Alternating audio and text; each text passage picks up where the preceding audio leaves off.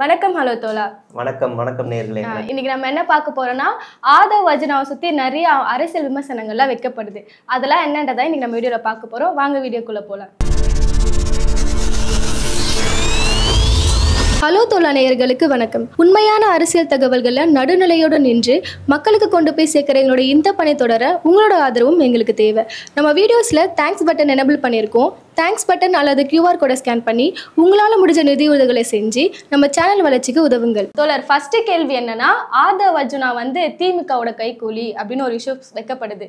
இன்னொரு விஷயம் என்னன்னா, அவர் பிஜேபியோட பி டீம் அப்படின்னு சொல்லப்படுது. அதை நீங்க எப்படி பாக்குறீங்க? இந்த ஆதவ் அர்ஜுனா திமுகவோட கைக்கூலின்னு யார் சொல்றாங்கன்னா பாஜகவும் அதிமுகவும் தான் சொல்லும். சரிங்களா? அது யார் தெளிவா சொல்றாங்கன்னா சவுக்கு சங்கரும் சார்லஸ். இந்த சார்லஸ் யாருன்னா மார்ட்டினுடைய மகன். மார்ட்டின்னா லாட்ரி, அவர் எல்லாருக்குமே தெரிஞ்ச ஒரு பரிச்சயமான பேரு. அவருடைய மருமகன் தான் ஆதவ். இவங்க ரெண்டு பேர் தான் குற்றச்சாட்டு வைக்கிறாங்க, இது திமுக ஸ்பை அப்படின்னு. நம்ம வெளியில இருந்து பார்ப்போம், இவர் யாரோட ஸ்பைங்கிறத வெளியில இருந்து பார்ப்போம். ஏதாவது ஒரு கட்சி தன்னை திட்டுறதுக்காக, தன்னை காலி பண்றதுக்காக, தான் மேல அவதூறு பெயர்கள் வர்றதுக்காக ஒருத்தரை காசு கொடுத்து செட் பண்ணுமா? அதே மாதிரி அந்த கட்சியெல்லாம் பண்ணுமானே? அதுதான் சின்ன பொண்ணு தெரியும். இவங்க அதான் சொல்றாங்க, திமுகவே காசு கொடுத்து தன்னை திட்ட சொல்லி, தன்னை டவுன் பண்ண சொல்லி ஆதவ் அர்ஜுனாவை ஏத்துது. அதை இது என்ன சொந்த செலவுல சூனியம் பண்றதுக்குலாம் ஏதாவது கட்சி வருமா? வராது. இல்ல தனக்காக பேசுறது திமுகவோட ஆள் இல்லையான்னு ஒரு மாவட்ட செயலாளரை விட்டாலே ஆதவ் அர்ஜுனா தெரிச்சு ஓடுவாரு. அப்போ இந்த நெரேட்டிவ் இந்த சவுக்கு சங்கர் இவர் தான் செட் பண்றாரு. அதுல சவுக்கு சங்கர் அவரோட வீடியோல என்ன சொல்றாருன்னா, ஆதவ் அர்ஜுனா திட்டமிட்டு திமுக சொன்னதுனாலதான் டிசம்பர் 13ஆம் தேதி இருந்த அந்த ஷெடியூல, 18 என்னமோ டேட்ல இருந்த ஷெடியூல 27ஆம் தேதி மாத்துறாங்க. இது திமுக தான் சொல்லுச்சு. ரெண்டாவது பஸ் 150 அடி முன்னாடி நின்றுச்சு. வேணுக்குனவே ஆதவ் அர்ஜுனா சொல்லிதான் அங்க போய் நின்றுச்சு. ஏன்னா அங்க வீட்டுக்குள்ளேயே 4-5 பேர் பதுங்கிட்டாங்களாம் செருப்பு எடுத்து அடிக்கிறதுக்காக. விஜய் மேலையா? ஆமா. அது அதனாலதான் அந்த பஸ்ஸை கரெக்டா பாயிண்ட்டுக்கு போய் நிப்பாட்டினாங்களாம். ஒரு 50 அடி பின்னாடி இருந்தா செருப்பு எரிஞ்சிருக்க முடியாதான். இவர் போய் கணிச்சிட்டு வந்திருக்காரு, டேப் எடுத்து அளந்து. இவர் கணிச்சிட்டு இவர் சொல்றாரு. அடுத்ததா சரிங்க, ஆதவுக்கு என்னங்க மோட்டிவ் இது அப்படின்னு அங்க இருக்க மாலதி அக்கா கேக்குறாங்க. அப்ப இவர் சொல்றாரு, திமுக 500 கோடி கொடுக்குதான் ஆதவுக்கு. 500 கோடி. 500 கோடி. எதுக்கு? 1 கோடி. 1 கோடி பே. நீ பாத்த. ஆமாப்பே 1 கோடி பே. இந்த இத்து போன 4 வாழத்தாருக்கு 1 கோடி ரூபாய். வகுத்தறச்சப்ப செவனாண்டி கலப்பி விட்டதா இருக்கும்டா. ஆதவோட மாமனாரு இந்தியா முழுவதும் இருக்கிற பல அரசியல் கட்சிகளுக்கு லட்ச கோடி கொடுக்கறாரு. இந்தியாவுல தமிழ்நாட்டுல இந்த லாட்டரினா நம்ம கேரளால இருக்க மாதிரி பேப்பர் லாட்டரி இல்ல, பஸ் ஸ்டாண்ட்ல லாட்டரி அந்த லாட்டரி இல்ல. இந்தியா முழுவதும் ஆன்லைன்ல போயிருச்சு. இப்ப சூதாட்டம் ஆன்லைன் லாட்டரி போயிருச்சு. அந்த லாட்டரியில கோடி கோடியா சம்பாதிக்கிறாரு, இல்லீகலா சம்பாதிக்கிறாரு, நிறைய சம்பாதிக்கிறாரு. லட்ச கோடியில் இருக்க ஒரு ஆளு 500 கோடி எல்லாம் வாங்குவாரா? அது திமுக குடுக்குறாங்க அப்படின்னு சவுக்கு சொல்றாரு. நம்ம நம்பணும். சரிங்களா? அப்ப இது ஒரு சொல்றாரு, திமுகவுக்கு என்ன லாபம் அப்படின்னு கேட்டா, இந்த சுற்றுப்பயணத்தை இந்த தேதியோட நிறுத்திடணுமா. அதுதான் ஆதவ் கொடுத்த அசைன்மெண்டா. அதை அவரு சிறப்பா பண்ணிட்டாராமா. எனக்கு புரியல. சரி, சுற்றுப்பயணத்தை நிறுத்தியாச்சு, அப்புறம் எதுக்கு பொதுக்குழு திமுக திட்டணும்? எதுக்கு திட்டணும்? எனக்கு என்ன லாஜிக் இது? யோசிச்சுக்கிட்டே இருக்கணும் நம்ம, என்ன லாஜிக் இது அப்படின்னு. உண்மையாவே என்னன்னா, பாஜக அனுப்பின ஏஜென்ட் தான் ஆதவ். பாஜக தான் ஏவி விட்டுச்சு. ஏன்னா இந்த கரூர் ஸ்டாம்பிட் நடந்த உடனே இதான் சாக்குன்னு ஆதவ் வேகமா டெல்லிக்கு போறாரு. அவர் மேல மட்டும் எந்த வழக்கும் பதிவு செய்யப்படல. வேகமா போயிட்டு பெரிய பெரிய தலைகள் எல்லாம் பாக்குறாரு, முக்கியமான நபர்கள் எல்லாம் பாக்குறாரு. அவர் 2-3 ஏர்போர்ட், ஜார்க்கண்ட் ஏர்போர்ட்ல எல்லாம் அவரை பார்த்தோம். நம்ம ஓடுறாரு அப்படி இப்படின்னு பார்த்து இந்த வழக்கை சிபிஐ தலைக்கு மாத்தி விட்டுறாரு.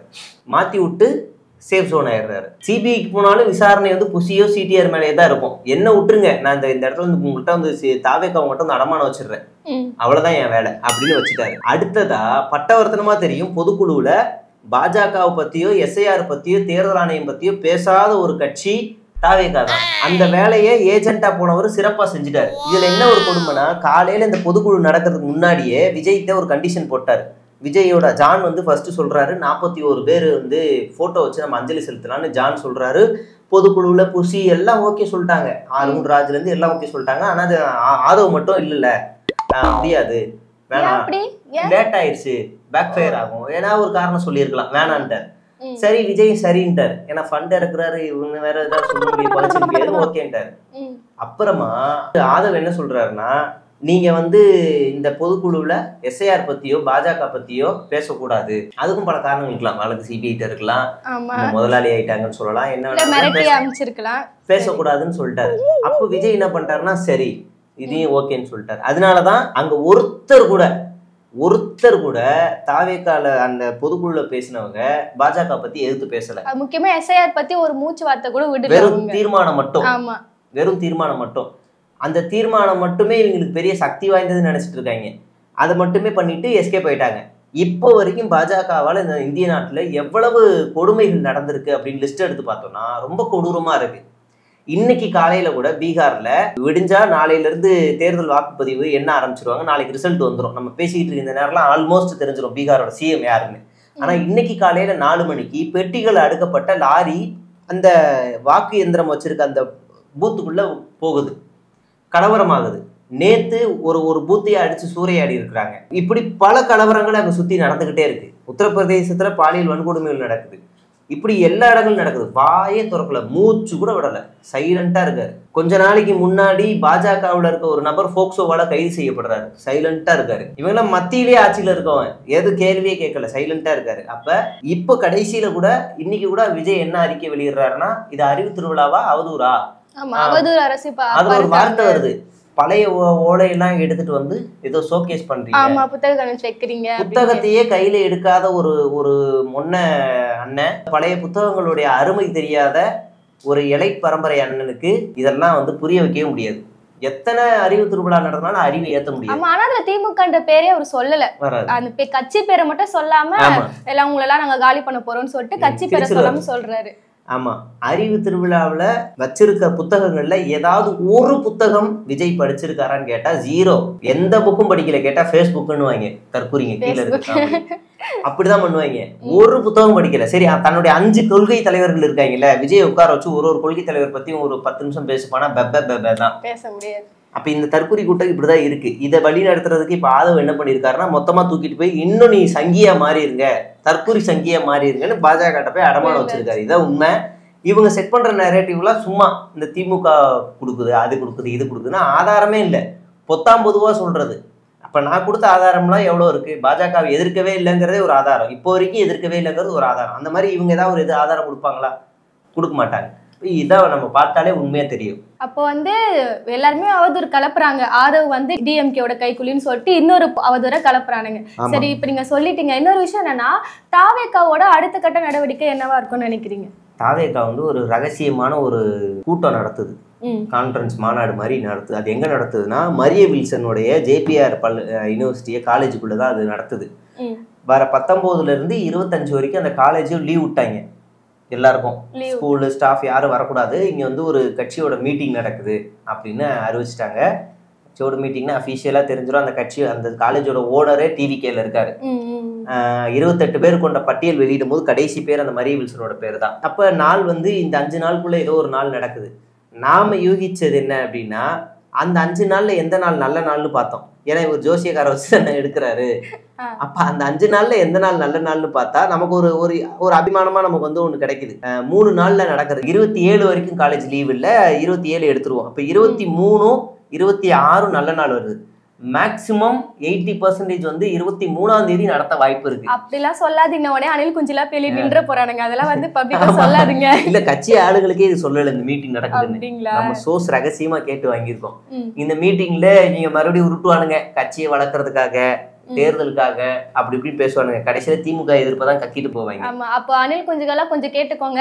தயவு செஞ்சு போய் அந்த யூனிவர்சிட்டி முன்னாடி நின்றாதீங்க. டேட் வர அண்ணன் வந்து ரிவீல் பண்ணிட்டாரு, வாய்ப்பு இருக்குன்னு சொல்லிட்டு கொடி வச்சு நின்றுடாதீங்க.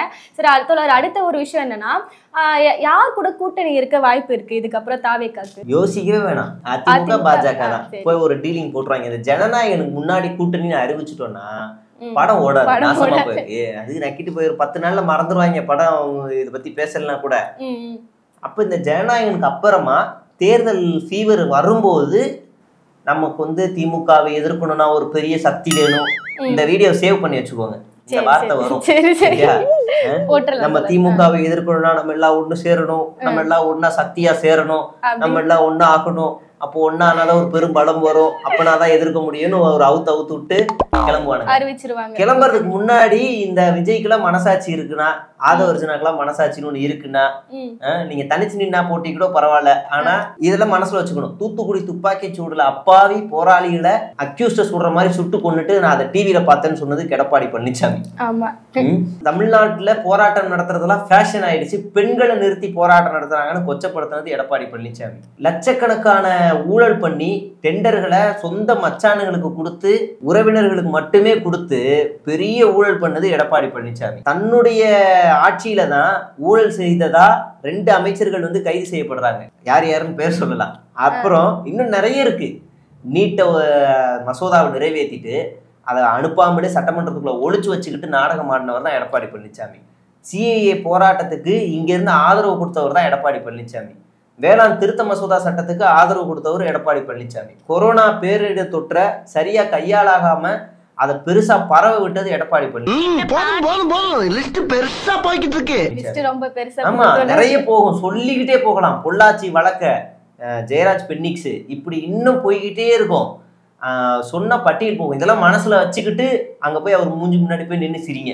அவரு சிரிப்பாரு, சிரிச்சுக்கிட்டு கூட்டணி வைங்க. கண்டிப்பா. அப்போ வந்து விஜய் கண்டிப்பா அதிமுக கூட கூட்டணி இருக்க வாய்ப்பு இருக்குன்னு, அதிக வாய்ப்பு இருக்கு, பண்ணிடுவாங்கன்னு சொல்லி. ஏன்னா ஒரு 10 சீட்டாவது முத தேர்தல வேணும்னு இவங்களுக்கு ஆசை இருக்கும். இவங்க முதுகுல அவங்க முதுகுல இவங்கன்னு ஏறினாதான் இங்க ஜெயிக்க முடியும். அதனால வெக்கமே இல்லாம இவங்களும் மறந்துடுவாங்க, அவங்களும் கூச்சமே இல்லாம சின்ன பையனை நம்பி சேர்த்துப்பாங்க. கூச்சமே இல்ல. சரி, அப்ப நீங்க சொன்ன வார்த்தை வந்து நாங்க வீடியோ அப்படியே எடுத்து வச்சுக்கிறோம். தேர்தல் வரும்போது நாங்க அவங்க சொன்னாங்க அடுத்துக்கு நம்ம ஜாயின் பண்ணி போட்டுடலாம். அடுத்த இன்னொரு விஷயம் என்னன்னா, என்ன சின்னம் வந்து தாவேக்கா கொடுக்க வாய்ப்பு இருக்கு? நானா யோசிச்சு ஒரு ட்வீட் போட்டிருக்கேன். அப்படியா? எல்லாத்துக்கும் ரெடியா வந்திருக்கீங்க போலியே. கேக்குற எல்லா கேள்விக்கும் பதில் இருக்கு. நானா யூகிச்சு தான் போட்டேன். அது என்னன்னா, ஃபர்ஸ்ட் சின்னம் வந்து கரண்ட் கம்பம், ரொம்ப அவங்களுக்கு பிடிச்ச சின்னம் கரண்ட் கம்பம். 2வது கிரீஸ் டப்பா. கிரீஸ் டப்பாவெல்லாம் கொடுத்துட்டாங்கன்னா விஜயே உடம்புல கிரீஸை பூசிட்டு வந்து எலெக்ஷன்ல கேட்பாரு. ஏன்னா எவனாவது ஏறி பாஞ்சானா வலிக்கும், அவர் மேல பாஞ்சாலும் சேஃப்டி. அடுத்து லாட்ரி சீட்டு, லாட்ரி இல்லைன்னா A4 சீட்டு. எப்பவுமே அவர் A4 சீட்டை கையில வச்சிருப்பாரு. லைட் சுவிட்ச். லைட் சுவிட்ச் எதுக்கு? பஸ்ல போட்டு அமைக்க இருச்சார்ல அதுக்கு. இல்லைன்னா அவரோட ஐகான் செருப்பு. எல்லா இடத்துலயும் அடி வாங்குவார் செருப்புல. ஓகேவா? விஜயகாந்தோட நினைவு இடத்துக்கு போய் அடி வாங்கிட்டாரு. இப்ப இந்த ஸ்டாம்பீட்லயே அடி வாங்கியிருக்காரு. அடுத்து கிளிசரின் பாட்டில். கிளிசரின்னா தெரியுமா? அலுவலகத்துக்காக போடுற லிக்விட். அது இல்லனா அது அவருக்கு வேணாமே கிளிசரின். அவர் இயற்கையாவே அது வந்து போடாம பெரிய ப்ரொஃபஷனல் நடிகர்லாம் கிடையாது. அப்புறம் தனி விமானம், அப்புறம் வந்து ட்ரோன் கேமரா, அப்புறம் காவி கேரவன் தான் வந்துகிட்டு இருக்காரு. அதனால காவி கேரவனு, நல்லா சரிந்த கொடி கம்பம், அப்படி இல்லைன்னா குட்டி சுவரு, புளிய மரம், அதுலதான் ஏறி உட்காந்து செவுத்த உடைச்சு விட்டாங்க. சரி சரி. எல்லாம் புளிய மரம், சென்ட்ரிபீடியன். புளிய எந்த மரம் கிடைச்சாலும் ஏறுவானுங்க. புளிய மரம் கொஞ்சம் வரையறதுக்கு அழகா இருக்கும். அதனால புளிய மரம் இல்லைன்னா சென்ட்ரிபீடியன். சரி, இவ்வளவு சொன்னீங்க. ஓகே, எல்லாமே ஆப்டா இருக்கு. நீங்க ஒண்ணு சொல்லுங்கண்ணா, இது வச்சா செம்மையா இருக்கும் அவங்களுக்குன்னா இதுல ஒண்ணு சொல்லுங்கண்ணா. கரண்ட் கம்பம். கரண்ட் கம்பம் தான் கரெக்டா இருக்கு. ஏன்னா அது மேல ஏறி நின்று நீங்க தேர்தல் பிரச்சாரம் பண்ணலாம். அதுல இருந்து வர ஒளி வந்து சூப்பரா இருக்கும். அது அவங்களுக்கு நெருக்கமான ஒரு போட்டோ தான் அது. இல்லனா கிரீஸ் டப்பா. இது ரெண்டுத்துல ஏதாவது ஒரு தேர்தல் பிரச்சாரத்துக்கு எடுத்துக்கலாம். சரி, சேகவரா தோழர் வந்து நிறைய சின்னங்கள்லாம் வந்து வெளியிட்டு இருக்காரு, வாய்ப்பு இருக்குன்னு. அவருக்கு வந்து 2 சின்னம் வந்து அவரே சொல்லியிருக்காரு, இதுதான் கண்டிப்பா இருக்கு, அவங்களுக்கு நல்லா இருக்கும்னு சொல்லி. உங்களுக்கு என்ன சின்னத்துல தாவேக்கா நின்னா வந்து இன்னும் பொருத்தமா இருக்கும்னு சொல்லிட்டு அணில்களே சரி, உங்களுக்கு எந்த சின்னம் தோடுதோ கமெண்ட் செக்ஷனை மறக்காம சொல்லிடுங்க. நம்ம ஹலோ தோழா சேனலை சப்ஸ்கிரைப் பண்ணிக்கோங்க. நன்றி. நன்றி, வணக்கம்.